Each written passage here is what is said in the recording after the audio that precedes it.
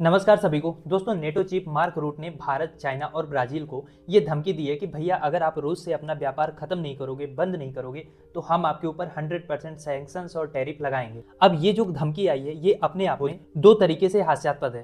पहला ये कि ये नेटो का चीफ कब से धमकी देने लगा। आपने अब तक तो ये सुना होगा कि यूएस जो है वो सैंक्शंस का धमकी देता है, कभी नॉर्थ कोरिया को, कभी ईरान को, कभी रसिया को, कभी इंडिया को भी यूएस के प्रेसिडेंट देते हैं। ये नेटो चीफ कब से धमकी देने लगा। और नेटो तो एक मिलिट्री अलायंस है ना, ये कोई देश तो है नहीं, कोई इकोनॉमिक फोरम तो है नहीं। ये क्यों इकोनॉमिक डिसीजन ले रहा है, ये क्यों टैरिफ की धमकी दे रहा है। और दूसरा रीजन इस बात के हास्यास्पद होने का ये है कि मान लेते हैं कि नेटो जो है जिसके अंदर 32 कंट्रीज आती हैं, ये धमकी दे भी रहा है इकोनॉमिक सैंक्शंस की, तो क्या अब यूरोप के पास, या अगर उसमें हम अमेरिका को भी कंबाइन कर लें, तो क्या अब यूरोप और अमेरिका के पास ये ताकत बची है कि वो ब्रिक्स की सारी कंट्रीज को, भारत, चाइना, ब्राजील, रसिया, इवन साउथ अफ्रीका को भी आप इसमें जोड़ लो, एक साथ इकोनॉमिक सैंक्शंस की धमकी दे सकें। क्या इनके पास इतनी कैपेबिलिटी है। तो सबसे पहले हम पहला डाउट क्लियर करते हैं कि दरअसल नेटो चीफ मार्क रूट ने ये धमकी दी नहीं है, अमेरिका ने उससे दिलवाई है। उसके दो रीजन है। एक तो ये कि रसिया पे प्रेशर बनाना है कि वो जल्दी से यूक्रेन के साथ जो है पीस डील साइन करे, और दूसरा ये है कि जो ब्रिक्स कंट्रीज का ग्रुप है ना, ये नेटो को, अमेरिका को या यूरोपियन कंट्रीज को अच्छा खासा चुभ रहा है।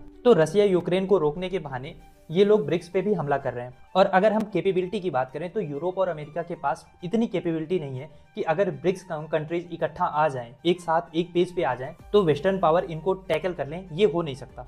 आप रसिया को अलग से धमकी दे लो, इंडिया को अलग टाइम पे टैकल करो, चाइना से अलग टाइम पे लड़ो, तो शायद आप जीत भी सकते। बट ब्रिक्स कंट्रीज को कलेक्टिवली टारगेट करना, ये अमेरिका या यूरोप के बस की बात नहीं है। और रही बात है रसिया के साथ व्यापार करने की वजह से लगने वाले सैंक्शंस की, तो हंगरी, स्लोवाकिया, यहाँ तक कि टर्की जैसे देश जो या तो नेटो मेंबर हैं या तो ईयू मेंबर्स हैं, ये आज भी रसिया के साथ इंपोर्ट्स कर रहे हैं। उनके ऊपर सैंक्शंस लगाने की बात ना तो नेटो कर रहा है ना तो अमेरिका कर रहा है। तो ये इनका डबल स्टैंडर्ड है, ये इनकी हिपोक्रेसी है। यहाँ तक कि बहुत सारी यूरोपियन कंपनीज आज भी रशियन एलएनजी, न्यूक्लियर फ्यूल और मेटल रसिया से खरीद रहे हैं। तो ये सब तो यूरोप रोक नहीं पा रहा है क्योंकि इनकी खुद की इकोनॉमी क्रिपल कर जाएगी।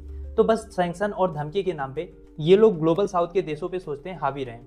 अगर भारत ने रसिया से कच्चा तेल सस्ते दामों पे खरीदा था तो उसको रिफाइन करके हमने अमेरिका और यूरोपियन यूनियन सबको बेचा था, तो इन्हें नहीं खरीदना चाहिए था ना वो तेल। दरअसल ये देश जो है ना, ये अपने हितों के हिसाब से मॉरल ग्राउंड सेट करते हैं और फिर सोचते हैं कि दुनिया उसको फॉलो करे। लेकिन ये लोग भूल रहे हैं कि दुनिया अब मल्टीपोलर वर्ल्ड की ओर बढ़ चुकी है और पश्चिमी देशों का सूरज अब डूब रहा है, और यही चीज इनसे बर्दाश्त नहीं हो रही है। खैर, आप क्या सोचते हैं इस टॉपिक के बारे में, नेटो चीफ के इस बयान के बारे में? लिखिए अपनी राय कमेंट बॉक्स में। और इस टॉपिक का पूरा डिटेल्ड वीडियो नीचे जो लिंक दिया है उस पर भी क्लिक करके आप देख सकते हैं, या चैनल पे जाके उसका कंप्लीट वीडियो भी आप देख सकते हैं।